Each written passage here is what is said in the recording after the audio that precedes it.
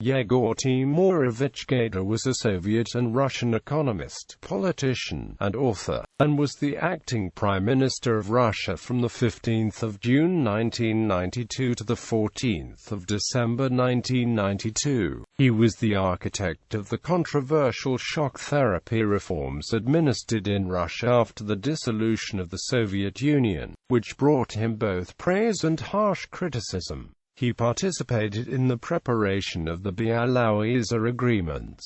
Many Russians held him responsible for the economic hardships that plagued the country in the 1990s that resulted in mass poverty and hyperinflation, among other things. Although liberals praised him as a man who did what had to be done to save the country from complete collapse, Jeffrey Sachs, director of Columbia University's Earth Institute, who advised the Russian government in the early 1990s, called Gaidar the intellectual leader of many of Russia's political and economic reforms, and one of the few pivotal actors of the period. Gaidar died of pulmonary edema, provoked by myocardial ischemia on 16 December 2009.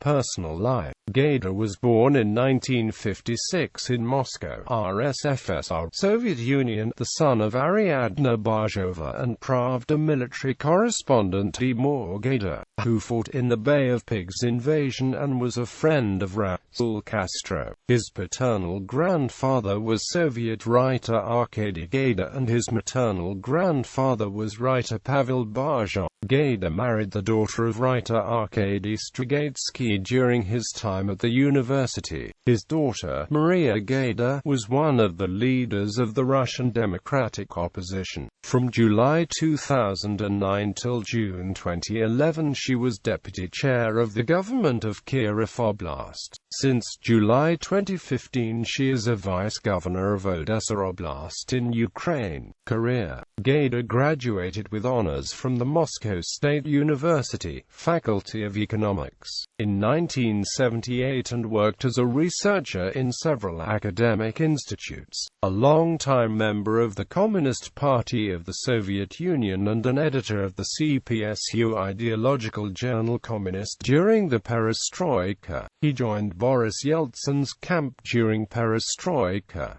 In 1991 he quit the Communist Party and was promoted to Yeltsin's government. While in government, Gaidar advocated free market economic reforms according to the principle of shock therapy. His best-known decision was to abolish price regulation by the state, which immediately resulted in a major increase in prices and amounted to officially authorizing a market economy in Russia. He also cut military procurement and industrial subsidies and reduced the budget deficit. Gaidar was the first vice premier of the Russian government and minister of economics from 1991 until 1992, and minister of finance from February 1992 until April 1992. He was appointed acting prime minister under President Boris Yeltsin in 1992 from the 15th of June until the 14th of December, when the anti-Yeltsin Russian Congress of People's Deputies refused to confirm Gaidar in this position, and Viktor Chernomyrdin was eventually chosen as a compromise figure.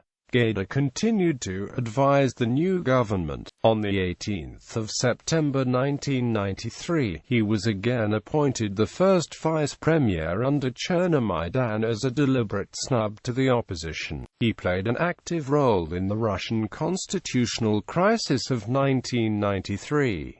On the 3rd of October, he famously spoke live on television, calling on Muscovites to defend Yeltsin's regime. In the 1993 Duma elections, in the aftermath of the crisis, Gaidar led the pro-government blog Russia's Choice and was seen by some as a possible future prime minister. However, due to the blog's failure to win the plurality of votes in the election, Gaidar's role in the government diminished and he finally resigned on the 20th of January 1994. During 1999 NATO bombing of Yugoslavia, Yegor Gaidar, Boris Nemtsov and Boris Fyodorov were in Belgrade, Yugoslavia on a mediation mission. Reforms controversy. Gaidar was often criticized for imposing ruthless reforms in 1992 with little care for the social impact. Many of Gaidar's economic reforms led to serious deterioration in living standards. Millions of Russians were thrown into poverty due to the savings being devalued by massive hyperinflation. Moreover, the privatization and breakup of state assets left over from the Soviet Union, which he played a big part in, led to much of the country's wealth being handed to a small group of powerful business executives, later known as the Russian oligarchs, for much less than what they were worth. The voucher privatization program enabled these few oligarchs to become billionaires specifically by arbitraging the vast difference between old, domestic prices for Russian commodities and the prices prevailing on the world market, because they stashed billions of dollars in Swiss bank accounts rather than investing in the Russian economy. These oligarchs were dubbed kleptocrats. As society grew to despise these figures and resent the economic and social turmoil caused by the reforms, Gaidar was often held by Russians as one of the men most responsible. One of Gaidar's most outspoken critics was the Yabloko economist and MP Grigory Yavlinsky, who had proposed since 1990 a 500 days program for the transition of the whole USSR to market economic, which was first backed and then dismissed by the government of Nikolai Ryzhko. Yavlinsky emphasized the differences between his and Gaidar's reforms program, such as the sequencing of privatization versus liberalization of prices and the applicability of his program to the entire Soviet Union. Gaidar's supporters contend that although many mistakes were made, he had few choices in the matter and ultimately saved the country both from bankruptcy and from starvation. According to the BBC's Andrei Ostalski, there were only two solutions: either introduce martial law and severe rationing, or radically liberalize the economy.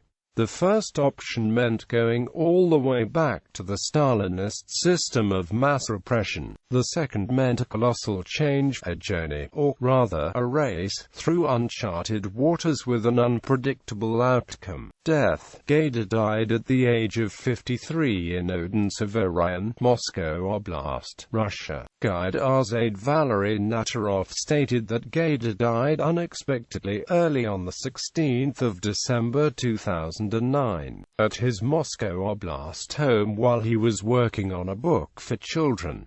Gaidar died of pulmonary edema, provoked by myocardial ischemia. He is survived by his wife, 3 sons and daughter. Former associates acknowledged Gaidar as an object of loathing among ordinary Russians who lost everything during the economic liberalization. However, many Russian citizens praised Gaidar as a man who averted greater catastrophes. He stood before the choice of civil war or painful reforms. Boris Nemtsov, a former deputy prime minister under Yeltsin, told the Echo Moskvy radio station he gave his life to avert civil war. Anatoly Chubay, the minister responsible for privatization in the early 1990s, who considers himself a friend of Gaidar, praised Gaidar as Russia's savior. It was Russia's huge good fortune that in one of the worst moments in its history it had Yegor Gaidar. In the early 1990s he saved the country from famine, civil war and disintegration, Chubay wrote in his blog. Few people in the history of Russia and in world history can be compared with him for force of intellect, clarity of understanding of the past, present and future, and a willingness to take the most difficult but necessarily decisions,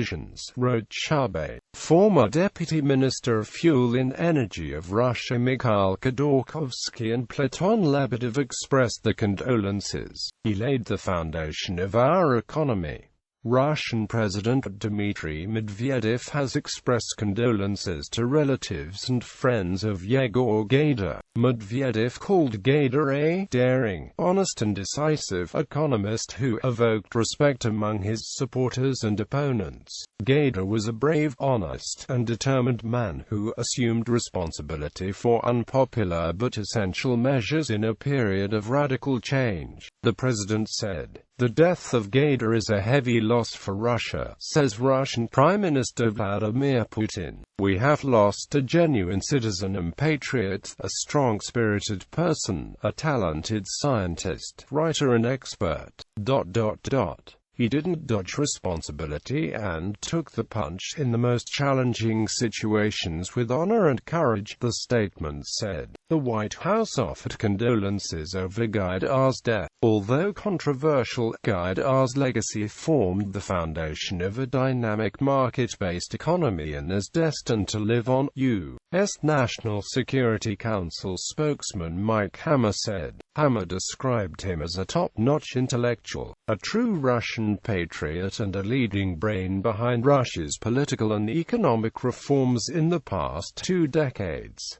Gaidar Forum, in honor of Yegor Gaidar. Each year in mid-January the Russian presidency holds a conference that attracts the Russian political and business elite, with top European politicians also attending. The 2014 forum was hosted by Dmitry Medvedev, with presentations by former Czech President Václav Klaus, former Italian Prime Minister Mario Monti, and former Bulgarian Deputy Prime Minister Simeon Janko. The Gaidar Forum is organized the week before Davos and thus also serves to formulate the Russian positions on a variety of topics, academic and political positions. Positions held Director of the Institute for Economy in Transition, Executive Vice President of the International Democratic Union, Steering Committee member, Arabida meetings, member of the Baltic Sea Cooperation Council under the Prime Minister of Sweden,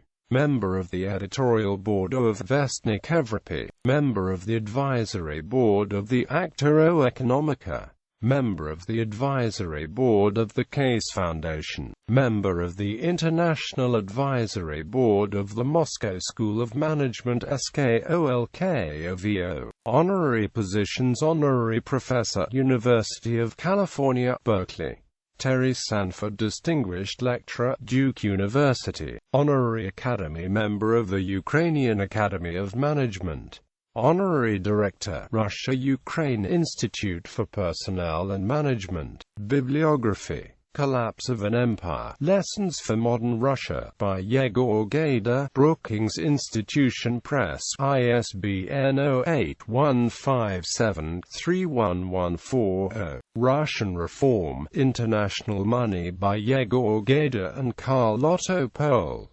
Days of Defeat and Victory, by E.T. Gaidar, Yegor Gaidar, Michael McFowle, and Jane Ann Miller. State and Evolution, Russia's Search for a Free Market, by E.T. Gaidar, Yegor Gaidar, and Jane Ann Miller. The Economics of Russian Transition, by Yegor Gaidar. 10 Years of Russian Economic Reform, by Sergei Vasiliev and Yegor Gaidar. Russia, A Long View, by Yegor Gaidar, Antonina W. Buas, Anders Asland. The MIT Press, ISBN 0-2620-17415.